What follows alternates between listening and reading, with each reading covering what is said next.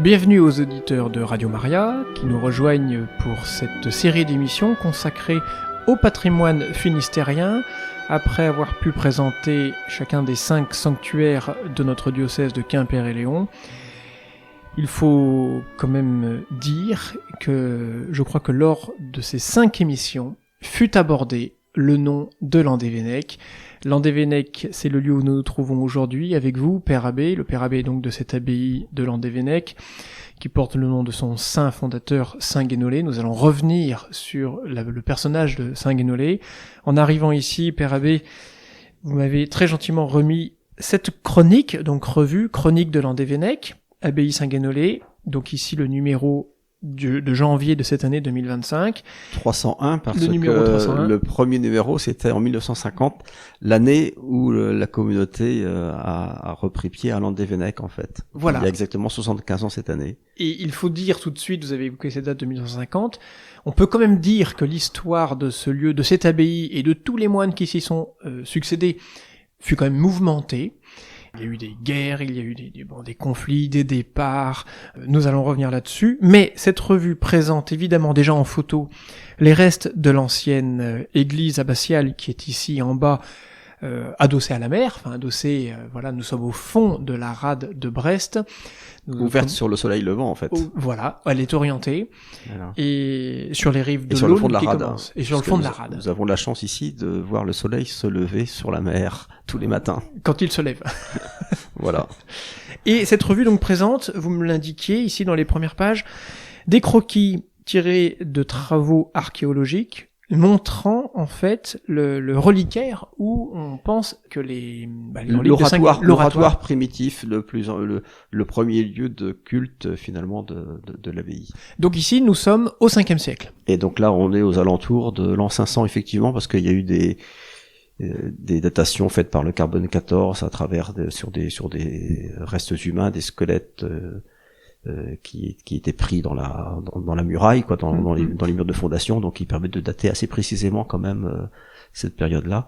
Et donc c'est vrai que la date traditionnelle de fondation de l'abbaye, c'est 485. En 1985, moi j'étais pas encore au monastère, mais l'abbaye avait fêté son 15e centenaire, et à l'époque les moines disaient bon, peut-être qu'on a 100 ans d'avance pour ce 15e centenaire.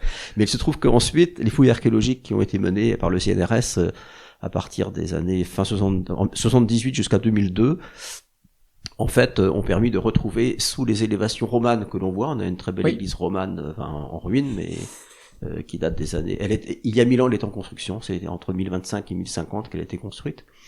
Mais sous ces élévations-là, on a retrouvé un monastère carolingien en entier, ce qui est unique en Europe, hein, et on a retrouvé en particulier sur le transept sud, en fait, l'emplacement d'un oratoire primitif, et là, les fouilles ont remonté jusqu'à l'an 500. Ce qui fait que la date traditionnelle qui avait été trouvée par un historien, Arthur de la Borderie, au 19e siècle, sur des calculs qui n'étaient pas très rationnels, finalement, l'histoire nous ramène à peu près à la même période. On ne saura jamais dire quand ça a commencé, mais en tout cas, on a retrouvé les bases de 2 murs qui semblent être l'oratoire primitif, donc vers l'an 500. Deux questions me viennent en vous écoutant, Père Abbé. Est-ce que le résultat de ces recherches et ces fouilles orchestrées, comment vous touche-t-elle? Et deuxième question, peut-être plus simplement technique, arrive-t-on par ces fouilles à savoir combien y avait-il de moines à cette époque-là, au départ? Ils ont commencé à peu près à combien? Alors là, on sait ça on ne peut pas savoir, évidemment, parce que le premier récit de la vie de Saint Guénolé, il est raconté en pleine période carolingienne, vers 960-970, et donc par Gourdistin, qui est un moine de l'abbaye. Donc il raconte quelque chose qui s'est passé 3 siècles plus tôt. Donc il a peut-être quelques parchemins qui donnent des éléments, mais pour le reste, c'est un récit hagiographique, donc qui est reconstruit très largement. Et lui dit, dans le récit hagiographique, que Guénolé, il arrive ici accompagné de 11 moines. Mais 11 plus 1, ça fait 12, donc c'est un peu comme les 12, le chiffre est surtout symbolique. Oui. Mais ce que, par contre, montre l'architecture et l'archéologie, parce que le site du monastère est relativement compact, donc on sait que l'abbaye de Landévennec n'a jamais été une abbaye avec beaucoup de moines. Un moine de l'abbaye ici qui a été historien, Père Marc, disait Landévennec 12 moines en gros. Voilà, c'est ça. Et de fait, à l'époque moderne, c'est-à-dire au XVIIe, jusqu'à la Révolution française, on était autour de 8 à 10 moines. Donc Ça. ça n'a jamais été un grand monastère en termes de nombre. Et en fait, il faut dire que c'est souvent au 19e siècle qu'on a eu des grandes abbayes avec parfois plus de 100 moines. Mais cela est plutôt l'exception que la règle dans l'histoire monastique. À la différence peut-être, pour rester en Finistère, de l'abbaye de la Pointe Saint-Mathieu, où semble-t-il ils pouvaient être assez nombreux vu la taille de l'édifice, on ne sait pas ça. Y a-t-il des rapports entre les deux abbayes d'ailleurs? Il y a eu des rapports entre les deux abbayes, oui. Donc je pense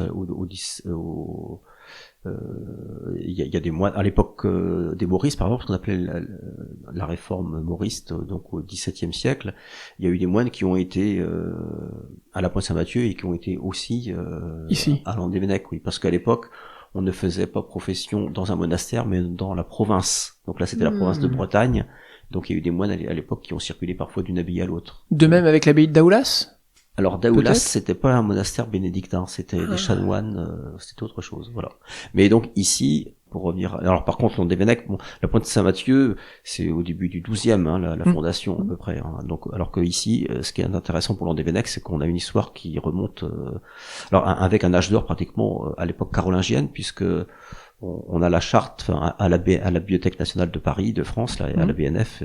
Il y a la charte, une copie de la charte de Louis le Pieux qui impose la règle de Saint-Benoît à l'abbaye de Landévennec en 818. C'est ça, il faut peut-être revenir là-dessus. La date la plus ancienne connue sur le plan historien et manuscrit pour Landévennec, c'est cette date-là, 818. Parce que avant, si j'ai bien suivi, il suivait les usages scots. Pouvons-nous en savoir un peu plus? Quels étaient ces usages par rapport à la règle de Saint-Benoît? Parce qu'aujourd'hui, c'est assez commun pour les catholiques de connaître la règle de Saint-Benoît. Quelles étaient les différences avec les usages scots? Alors, les usages, le monachisme celtique, c'est un monachisme chrétien, inspiré de la manière de vivre des pères du désert, donc en Palestine et puis en Égypte. Et ce qui est intéressant, c'est qu'on va retrouver cette influence-là en Irlande. Pourquoi? Parce que les voies commerciales maritimes ont fait que les Romains, ils allaient chercher de l'étain dans le Cornouailles, en Cornouailles britannique ou dans le Pays de Galles ou en Irlande. Et donc c'est une voie de communication par laquelle s'est diffusé aussi le christianisme et notamment aussi certains courants du monachisme. Dans les Côtes d'Armor, il y a l'île Lavrette, qui serait le lieu, un lieu monastique où justement Guénolé aurait été à l'école de Budoc sur l'île Lavrette. Et l'île Lavrette, étymologiquement, c'est bien du mot latin lore. Et une lore, c'était un lieu monastique dans les déserts d'Égypte. Donc ça nous et donc là on est dans un monachisme celtique. Alors à travers la règle colombanienne on peut avoir quelques idées de ce que ce pouvait être, mais on ne sait pas en détail.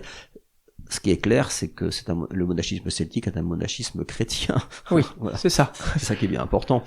Et donc, d'après le récit hagiographique, donc qui est écrit à l'époque carolingienne, Guénolé serait issu d'une famille de migrants venant du Pays de Galles. C'est ça. Le père de Guénolé s'appelle Fragan, et dans les Côtes d'Armor, il y a un village dans la banlieue de Saint-Brieuc qui s'appelle Ploufragan, le village de Fragan, et qui serait le lieu où il serait arrivé. Et donc Guénolé serait né en Bretagne, et puis élève d'un moine. C'est ce que raconte en tout cas Courtisène au IXe siècle. Et dans un rêve, il a l'idée de rejoindre l'Irlande et se mettre à l'école de Saint-Patrick, mais qui est voilà. Et puis dans un songe, Saint-Patrick se manifeste à lui dit non, c'est pas la peine que tu viennes chez nous, reste en Bretagne, il y a affaire là. Et donc il part. Et puis il arrive avec ses compagnons jusqu'à la rade de Brest là, et il s'arrête sur l'île de Tibidi. Oui. Voilà. Et alors voilà, ça je raconte le récit géographique là. Voilà. Et sur l'île Tibidi, il s'installe avec ses moines. Alors le Tibidi, c'est dans la rade et donc reçoit les vents d'ouest dominants, n'est-ce pas? Et donc au bout de 3 ans, les compagnons de Guénolé lui disent est-ce qu'on pourrait pas aller sur le vallon qui est en face, qui lui est à l'abri des vents et éclairé par le soleil levant au matin. Donc un endroit plus agréable. Et donc Guénolé, il accède à la prière de ses moines, il prend son bâton, il frappe la mer, et que pensez-vous qu'il se passe? Comme Moïse. Comme Moïse, l'eau s'écarte à droite et à gauche, il traverse à pied sec pour arriver donc à Landévennec. Voilà. Alors donc la symbolique de ce récit, c'est de dire que dans l'idée de Courtisène qui écrit ce récit, ben voilà, c'est le lieu monastique est un lieu, c'est la terre promise pour la vie monastique, donc c'est un lieu de prédilection. Mais par contre, sur le plan historien, ce qui est intéressant de voir, c'est qu'avec ses compagnons, il se soit installé sur l'île de Tibidi. En fait, ça correspond à la pratique monastique des pays celtiques où on vient se mettre sur des îlots à proximité du littoral. Oui, on retrouve ça d'ailleurs en Irlande, notamment. Voilà, tout à fait. Voilà. Ouais. Et donc, en tout cas, c'est intéressant parce que quelque part, le récit il est géographique, mais enfin, c'est pas impossible que l'histoire qu'ils aient transmis quelque chose qui ait une part historique. Hein. Et on voit bien que les plus anciennes abbayes bretonnes, en fait, elles sont sur le littoral. Hein. Saint-Jacques-de-la-Mer, Saint-Gildas-de-Ruisse, voilà. Et à l'époque, les cisterciens, donc qui arriveront beaucoup plus tard, hein, eh bien, eux, ils s'installent à l'intérieur des terres. Voilà. Oui, par exemple, Campénéac aujourd'hui. Alors là, pour le coup, c'est le 19e siècle. Oui, mais si on prend l'abbaye de Beauport, si on prend Saint-Maurice, voilà, donc des abbayes de l'époque médiévale. Hein, elles sont dans l'intérieur. Elles sont plutôt vers l'intérieur des terres. Voilà. Donc Landévennec sur le littoral, ça correspond tout à fait donc à cette typologie de sites monastiques très anciens. De même que la Pointe Saint-Mathieu, là, évidemment, encore alors, plus, si je puis dire. Là, on est vraiment... c'est autre chose, ouais. C'est en plein dans les embruns. Voilà. Il faut voir ça l'hiver. Justement, nous réalisons cette conversation, Père Abbé, pas très loin du mois de mars. Il y a une fête importante, je crois, le 3 mars. Peut-être pouvons-nous en parler par rapport à Saint-Guénolé. Oui, c'est ce qu'on appelle le dies natalis. Ça veut dire le jour de naissance au ciel. Donc ça correspond, c'est l'anniversaire de la mort de Saint-Guénolé. Donc c'est la fête du saint. En fait, dans le calendrier liturgique, le 3 mars, c'est la Saint-Guénolé. Et donc c'est une solennité pour nous, évidemment, puisque en fait nous sommes dans un monastère où il y a un fondateur, voilà, et c'est lui. Et quel est le rapport avec le 1er mai, justement, où il y a le pardon? Alors, en fait, donc le 1er mai, aujourd'hui, il y a le pardon, mais le 1er mai, c'est un déplacement du 28 avril. Parce que le 28 avril correspond à la fête de la translation des reliques. C'est ça. Voilà. Et donc cette fête du 28 avril, dans les années 80, on l'a déplacée de 2 jours pour que ça tombe un jour férié et que du coup puisse venir beaucoup de monde. Hein, et donc là on a une messe en breton avec des chants un chant choral en breton. Et en tout cas c'est vrai que dans les calendriers liturgiques de l'abbaye, donc de l'époque du Haut Moyen Âge, hein, puisque un des plus beaux manuscrits de Bretagne qui existe aujourd'hui c'est l'Évangéliaire de Landévennec qui se trouve à New York, en Public Library. On l'appelle le Harkness Gospel. On peut aller voir sur Internet, il y a quelques photos. Donc c'est un manuscrit enluminé. C'est un évangéliaire, ça veut dire c'est le livre des évangiles qui est utilisé dans la liturgie. Oui. Et donc dans cet évangéliaire, il y a un calendrier et donc les dates, les fêtes. Il y a le 3 mars, bien sûr, la Saint-Guénolé. Le 13 mai, la dédicace, donc le 13 mai, oui, qui correspond à la dédicace de l'église carolingienne, hein, et puis le 28 avril, la translation des reliques. Alors, que signifie cette fête de translation des reliques? Quand on regarde, les archéologues ont montré que, donc, on a évoqué au début de notre conversation, là, cet oratoire primitif qui fait peut-être, qui fait moins de 10 mètres carrés, hein, c'est un tout petit oratoire, donc c'est sans doute le lieu où a été enterré Saint-Guénolé. Et cet oratoire, il est d'abord agrandi, et puis ensuite, au début du 9e siècle, de l'époque carolingienne, en fait, on va construire une église à côté, qui va être plus grande, beaucoup plus grande, hein, qu'on va appeler ce sera l'église de l'abbaye. Et donc, à un moment donné, la tombe de Saint-Guénolé va être translatée, si on peut dire ça, donc dans l'église abbatiale carolingienne. Et de fait, quand on visite aujourd'hui encore les ruines de l'ancienne abbaye, on voit sous l'église romane le sanctuaire carolingien avec l'emplacement de la tombe de Saint-Guénolé, qui est tout à fait repérable, hein, qui a été retrouvé par les archéologues. Et donc le 28 avril, c'est la fête de cette translation des reliques. Alors ce qui est intéressant pour le pardon de Saint-Guénolé que nous vivons le 1er mai, c'est que dans un autre manuscrit, dans le manuscrit qui raconte la vie de Saint-Guénolé, ce manuscrit, on l'appelle le cartulaire de Landévennec. Il y a une copie du 11e siècle qui se trouve à la médiathèque de Quimper. Et donc, ce cartulaire, en fait, il est cartulaire parce que la fin de l'ouvrage, c'est des cartes de possession, hein, des actes notariés de possession de l'abbaye. Mais les 2/3 du livre, c'est le récit de la vie de Saint-Guénolé au départ. Alors souvent, on a fait ça à l'époque au XIe siècle pour asseoir la possession de terre. Hein. Bon, on assurait aussi par l'autorité du fondateur. Voilà. C'est ça. Mais dans ce cartulaire, donc il y a le récit de la vie de Saint-Guénolé, dont je vous ai donné quelques échos là jusqu'à présent. Il y a aussi une homélie. Oui. Qu'on répète, qu'on dit pour la fête du saint. Et en particulier dans cette homélie, on y dit que, il y a concours de peuple pour la fête de Saint-Guénolé, le 28 avril. Et donc cela signifie que, comme disait le père Marc, on a là la plus ancienne attestation d'un pardon breton. C'est ça, oui. On a beaucoup parlé de pardon dans ces émissions. Il y en a donc un en plus ici, et pas un des moindres. Le public, enfin les fidèles sont invités à venir s'ils le souhaitent, pour participer à la procession des moines. Il y a l'Eucharistie le matin. Voilà. Donc, et cette année d'ailleurs, c'est le cardinal dominicain Timothy Radcliffe qui va le présider. Ah. Voilà. Et ça doit être une joie pour vous de le recevoir. Oui, tout à fait, oui, parce que nous avons un ami dominicain qui nous est commun. D'accord. Père Jean-Jacques Pérennes, voilà. Et donc du coup, Timothy Radcliffe, normalement, si tout va bien, sa santé va bien, il présidera ce pardon. Avec la procession vers la mer. Avec la procession vers l'ancienne de l'église abbatiale actuelle, on descend vers les ruines de l'ancienne abbaye. C'est ça. En portant la statue du saint. En portant la statue du saint. De quand date cette statue, à peu près? On sait ça? Alors oui, celle qu'on a ici doit être du 15e siècle. D'accord. Ou du 14e, j'avoue que j'ai un blanc. Bon, de toute façon, on n'est plus à 100 années près.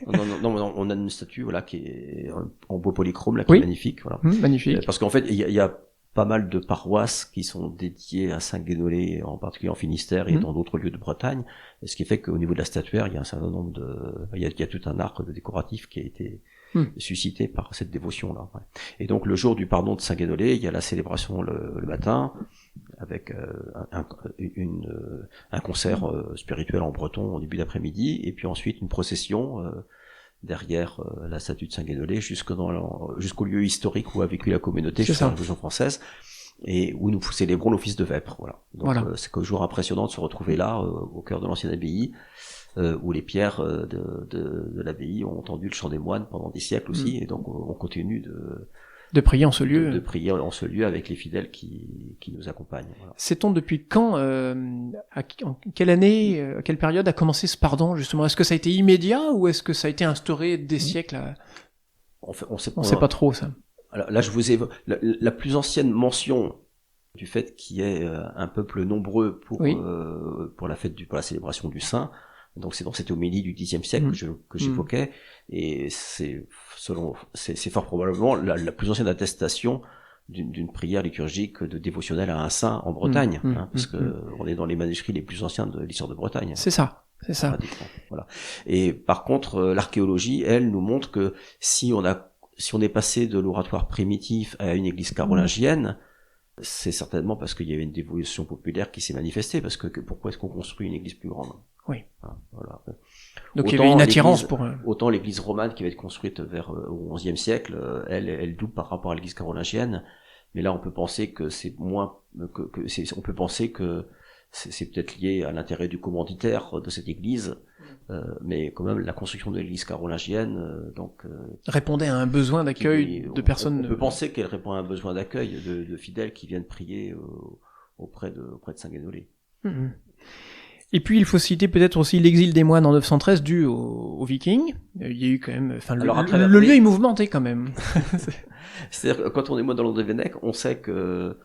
on sait qu'on peut être pillé par les Vikings, on sait qu'on peut être amené à fuir devant la violence on sait que les événements politiques peuvent éteindre le monastère, on sait qu'on peut être pillé parce qu'elle a été plus dans les périodes très instables, 13e, 14e siècle, quand il y avait les guerres de ligue, les guerres de religion avec les protestants. Les guerres de religion, il y a eu, ça a été, l'abbaye a été pillée plusieurs fois. Oui. Donc voilà, voilà. Mais ce qui est remarquable finalement, c'est que les moines sont toujours revenus. C'est ça. Et quelque part, ça dit quelque chose de la fidélité non pas des moines, mais de Dieu à un pays, à un terroir, puisque finalement, il ramène toujours des hommes qui vont continuer à prendre le relais de cette histoire, même si elle peut s'interrompre pendant un temps parfois relativement long. La plus longue période de l'interruption, ça a été de la Révolution française à 1950 justement. Oui, voilà. C'est-à-dire que les moines sont obligés de fuir, de partir, et puis il y a donc ce passage à Kerbénéat. On peut peut-être en parler un petit peu. Alors à la Révolution, il faut être honnête, la vie monastique en France n'était pas dans un état très rayonnant à cette période. À l'ordre des Vénèques, il ne restait plus que 4 moines, et donc l'abbaye était en difficulté. Et la chronique dit qu'ils partirent sans faire trop de difficultés. Voilà. Ah oui, d'accord. Alors que en 913, quand les moines ont dû fuir devant les Vikings, là, parce que ce qui est intéressant, c'est que dans le cartulaire, on a la liste, on a le listing des frères qui sont partis, avec des laïcs qui les ont accompagnés, et là, on sent que c'est une communauté entière qui part en exil, hein, et donc c'est pas du tout, c'est pas un démantèlement, quoi, c'est pas, voilà, c'est assez impressionnant de voir qu'on a une communauté qui part en exil. Hein. C'est un arrachement, quoi, presque. Oui, enfin en tout cas, il y a l'unité communautaire. Enfin, un peu le pressentiment que devant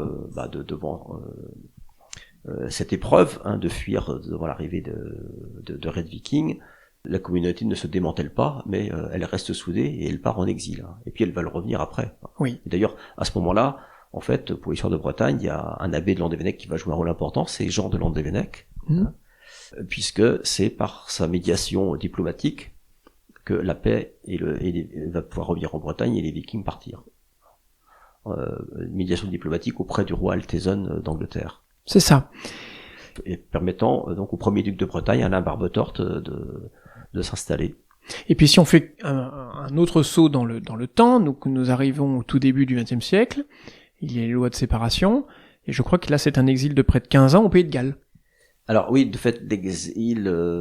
alors donc, pour préciser un petit peu là cette situation de Kerbénéat, à la Révolution française, donc la vie monastique s'arrête ici, en 1789, et puis la vie monastique bénédictine, elle reprend en France avec Don Guéranger à Solesmes en bien sûr, 1835, et puis le père Muard à la Pierre-qui-Vire en 1850.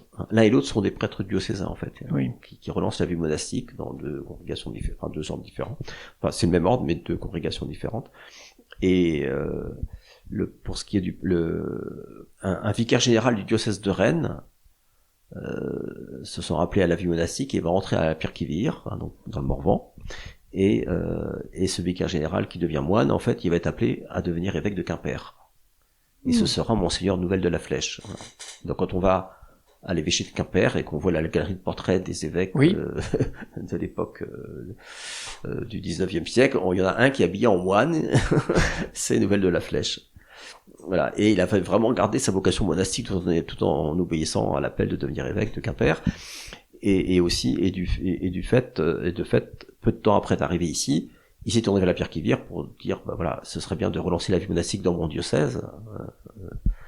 Et c'est ainsi que Kerbénéat va naître auprès de Landerneau, hein, Kerbénéat, maison de Benoît, hein, et donc fondée par la Pierre-qui-Vire. Et c'est ce monastère-là, donc dans une région de Bretagne qui était florissante en vocation. Pas très loin de Landerneau. Tout près de Landerneau, donc qui va se développer assez vite. Et c'est cette communauté-là qui, d'une part, en 1950, revient prendre place à Landévennec pour reprendre le fil de l'histoire monastique qui avait été interrompu à la Révolution française et qui, de fait, devra vivre l'exil qu'ont connu les congrégations religieuses à la fin du 19e. Et alors notre communauté, elle, va s'exiler à Cardigan, dans le Pays de Galles. Voilà. C'est assez étonnant parce qu'on pourrait penser... En 2003, moi j'étais déjà au monastère ici, il y a la paroisse de Cardigan, la paroisse catholique Cardigan, qui est venue ici pour célébrer son 100e anniversaire. Voilà. La boucle était bouclée. La boucle était bouclée. Oui, en tout cas, ça veut dire qu'à travers les événements de l'histoire, Dieu fait aussi son chemin, quoi. C'est ça. Et en tout cas, donc, exil, en Angleterre à ce moment-là, et les moines sont revenus, en fait, après la guerre de 14. Hein, voilà. Êtes-vous déjà vous-même allé voir Kerbénéat, puisque ce n'est pas très loin? Ah bah oui, bien sûr, parce que... Il y a une congrégation orthodoxe aujourd'hui. Oui, mais d'autant plus, quand je suis entré au monastère, c'était des bénédictines, hein, du Calvaire qui était à Kerbénéat, donc on avait des liens proches. Savez-vous combien sont-elles présentes aujourd'hui à Kerbénéat? Alors là, donc, la communauté orthodoxe roumaine qui se trouve là, c'est autour d'une quinzaine de membres qui sont présents là, depuis 2017, voilà. Ah oui, donc c'est assez récent. Voilà. Oui, c'est récent, oui. Et donc, alors, ils ont une grande vénération pour les reliques des saints, et donc, en général, pour le pardon de Saint Guénolé, ils viennent vénérer le relique de Guénolé. Ah. Et vous-même, d'où êtes-vous originaire? Est-ce que vous êtes originaire de ce bout de Bretagne ou pas du tout? Et comment avez-vous entendu parler de Landévennec? Pour ce qui me concerne, donc, je suis né en Anjou, mais ma famille est originaire de Loire-Atlantique en fait, hein, dans cette région-là. Donc, je suis né, on va dire, sur les marches de Bretagne. C'est ça. Et j'ai connu l'abbaye quand j'étais étudiant D'accord. à Nantes à l'époque, et donc le monasterie de Nantes venait régulièrement avec des groupes vivre le Triduum Pascal à l'abbaye. C'est comme ça que j'ai découvert Landévennec. Le premier Triduum Pascal que j'ai vécu dans un monastère, c'était ici. D'accord. Voilà. Et ensuite, j'ai été amené à poursuivre mes études. Je fais l'école d'ingénieur à Toulouse, et puis j'ai travaillé quelques années avant d'entrer ici, de postuler. D'entrer ici, voilà, sentant cet appel à suivre le Christ dans une vie monastique de fraternité, voilà. C'est ça. Ah oui, donc vous étiez touché par à la fois le lieu et peut-être la liturgie du Triduum Pascal ici. Alors, quand vous avez découvert, qu'est-ce qui fait qu'on va être attaché à un lieu et qu'on va se sentir. Dieu nous rejoint à travers nos désirs, et donc à travers nos désirs, à travers à travers ce que nous sommes. Donc, moi j'ai été touché par la beauté du lieu. On peut l'être même quand on n'est pas moine d'ailleurs, mais oui. On est sur un site quand même remarquable ici, tourné vers le soleil levant, et par la beauté du lieu, par la vie fraternelle que je percevais du haut de mes 20 ans parmi les frères ici, un style de liturgie simple et puis chantant, enfin qui me qui faisait écho en moi. Enfin je sais pas, ce sont des éléments qui jouent, et puis je pense que surtout ce qui est au cœur c'est le Seigneur qui appelle de toute façon. C'est le Seigneur qui appelle, donc c'est la relation personnelle avec le Christ qui nous la rencontre de Jésus de Nazareth, c'est ça qui fait que on va éventuellement s'engager à le suivre dans une forme de vie consacrée. Et moi, de fait, j'ai été touché dans mon chemin personnel par à 14-15 ans la lecture des évangiles, quoi. Voilà. Là, j'ai senti que je crois que j'ai fait l'expérience adolescent que en lisant les évangiles, je ne lisais pas un livre et j'écoutais quelqu'un qui me parlait. Il y a quelqu'un qui me parlait, quoi. Ça vous rejoignait au plus profond. Voilà, tout à fait, ouais. Parce que la vie chrétienne, c'est une vie relationnelle. Oui. Dieu est relation, et donc l'amitié de Jésus, voilà, c'est quelque chose qui m'a porté à un moment donné et qui m'a donné envie de continuer à le chercher finalement, parce que le critère que donne Benoît pour ce qui est de la vie monastique, c'est on vérifiera s'il cherche vraiment Dieu. En tout. C'est-à-dire que à la fois dans le travail intellectuel ou physique, et puis dans la liturgie. Dans la liturgie, puis dans la vie fraternelle aussi, dans la vie relationnelle, dans les liens, parce que chapitre 53 de la règle sur l'hospitalité, toute personne qui arrive au monastère sera reçu comme le Christ. Donc nous sommes invités à reconnaître quelque chose de le Dieu présent en celui que l'on reçoit. Ça c'est fondamental. Ah bah oui, tout à fait. Est-ce que puisque nous en parlions il y a quelques minutes, est-ce que le monachisme, on va dire Scott, porte aussi l'accent sur l'accueil ou pas du tout? Alors je connais pas assez le monachisme Scott pour en dire quelque chose. Je dirais simplement que un Saint Guénolé, s'il a attiré, je vous ai dit tout à l'heure qu'il y avait concours de peuple pour la fête du Saint, ça veut dire que en cherchant Dieu, sa recherche attire d'autres personnes, et on peut comprendre ça, parce que si on cherche la vérité, si quelqu'un cherche la vérité, s'il se laisse trouver par celui qui est la vérité, sa vie va en être marquée.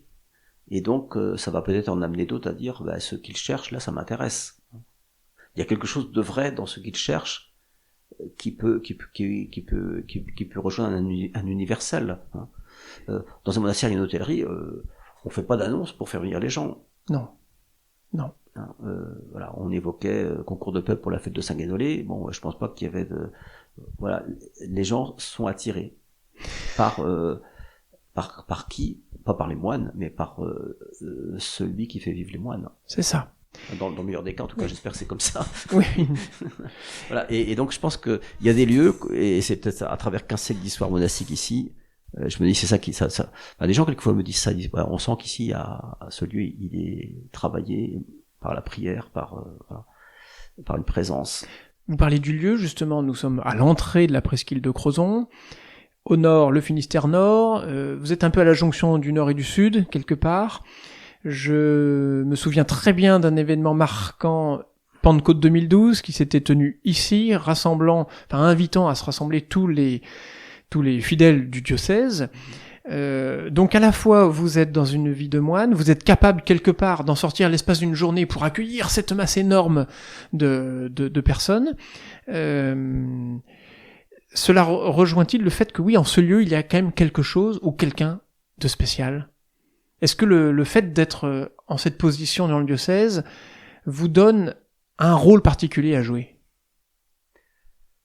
D'abord, on est dans le diocèse comme des chrétiens. Oui. Qui en premier lieu. Comme tout le monde, voilà. Lorsque un nouvel abbé est élu, par exemple, c'est toujours l'évêque du diocèse qui préside la célébration qui s'appelle la bénédiction abbatiale. Donc c'est pour bien dire que le monastère n'est pas hors église locale. Il appartient, nous sommes membres d'une église locale. Voilà. Et ça, c'est très important. Oui. Et donc qu'il y ait une communion entre le monastère et puis le diocèse. Je crois que c'est ce qui est souhaitable et c'est ce qui se passe dans beaucoup de diocèses de France où il y a des monastères, je pense en général. Et en tout cas, quand on regarde l'histoire de Landévennec, on voit dans les récits géographiques que on dit que Corentin et Guénolé étaient amis, quoi. Là. Donc quelque part, cette tradition-là, on essaie de la perdurer, on essaie de rester fidèles. Oui. Voilà. Corentin étant les premiers évêques de Quimper. C'est ça, la cathédrale Saint-Corentin. Voilà, tout à fait. Et puis, je dirais que par rapport à, en fait, le mot moine, ça vient de monos, un mot grec qui signifie un. Ça veut pas dire seul.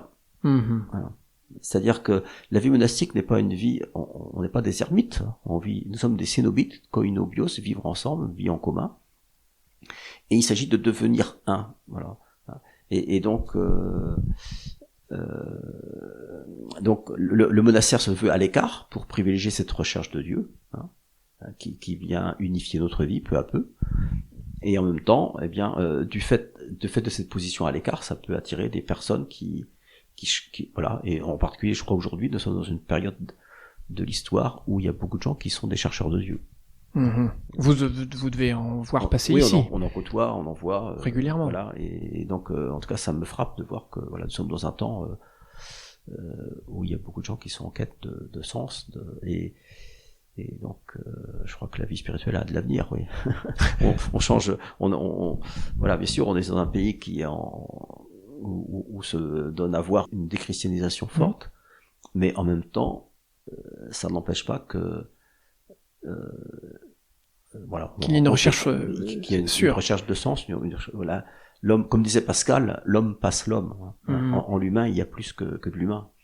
Et donc cette quête-là, je crois qu'elle a de l'avenir. Et je pense que la réponse chrétienne, pour certains nombres, elle vient éclairer le sens de leur vie aussi, parce que l'important c'est de donner, voilà, le Christ vient donner du sens à nos existences, et le chercher, c'est, voilà, c'est se laisser trouver par lui, c'est voilà, découvrir que je suis aimé inconditionnellement par Dieu.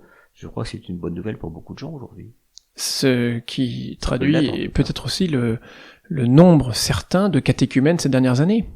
Qui augmente, c'est ce qu'on dit, effectivement, oui, tout à fait, oui. En tout cas, voilà, donc que les monastères puissent être des lieux où ce sens de la quête, ce sens d'une vie spirituelle soit honoré et accueilli, je pense que c'est une bonne chose. Vous êtes actuellement en travaux ici à Landévennec. Peut-on dire quel est l'objectif de ces travaux et quand espérez-vous les voir terminés? Alors les travaux qu'on fait ici, en fait, c'est des travaux de reconfiguration, parce que notre communauté, lorsque nous sommes revenus, enfin la communauté lorsqu'elle est revenue en 1950, elle avait presque 50 moines, donc c'était un monastère important en nombre de frères. Aujourd'hui, nous sommes 16 sur place, donc on a changé d'échelle. Oui. Et donc une des raisons de ces travaux, c'est reconfigurer notre espace pour l'adapter, l'ajuster, ajuster le vêtement au corps communautaire qui s'est réduit. Voilà. C'est ça. Et à travers ça, c'est aussi diminuer des frais d'entretien, des frais de chauffage. Voilà. Donc ça, c'est des choses très concrètes. D'autre part, on touche des parties du monastère qui n'ont pas été touchées depuis 50 ans, voire 60 ans, donc qui nécessitaient de toute façon une rénovation, d'être revisitées. Et puis et là le fait qu'on soit moins nombreux, bon voilà, on a compacté dans le même espace. On avait jusqu'à présent là pendant 40 ans le lieu d'accueil porterie d'un côté et puis le lieu d'accueil librairie, boutique de l'autre. Là on met tout ça dans un même pôle. Et ce qui fait que en reconstruisant 150 mètres carrés de bâtiment pour intégrer cette fonctionnalité-là à l'intérieur de la porterie, à côté, on en supprime 450 mètres carrés, donc que nous allons rendre à la nature. Voilà. Donc il y a aussi un geste, je dirais, on peut dire écologique aujourd'hui, dans le sens où on va remettre en herbe une partie de bâti qui n'aura plus de fonction, de raison d'être là. Nous sommes pleinement dans Laudato Si. Quelque part. C'est un élément qui nous a aussi déterminé dans cette recherche-là, parce que voilà, la communauté est moins nombreuse. Voilà, on a un bâti qu'il faut réadapter à la taille de la communauté.